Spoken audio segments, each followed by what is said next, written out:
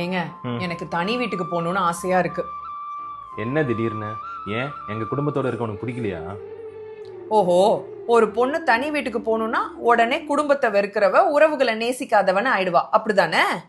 அப்புறம் ஏன் தனியா போகணும்னு நினைக்கிற? காலையில எந்திரிச்சதுல இருந்து இதை செய் அதை செய்யாத, இப்படி பண்ணு அப்படி பண்ணு, இதான் சரி இதான் தப்புன்னு யாராவது சொல்லிக்கிட்டே இருந்தா வாழ்க்கையை நாம எப்பதான் வாழ கத்துக்கிறது? அதுக்குன்னு இவ்வளவு பெரிய முடிவா?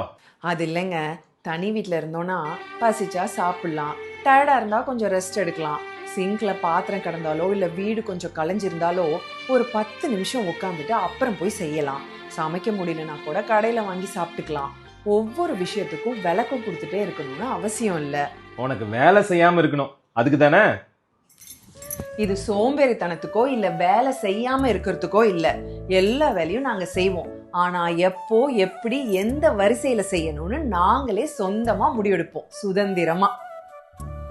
தனி வீடுனா உடனே மாமனார் மாமியாரை வெறுக்கிறதோ இல்ல உறவுகளை விட்டு விலகுவதோ கிடையாது.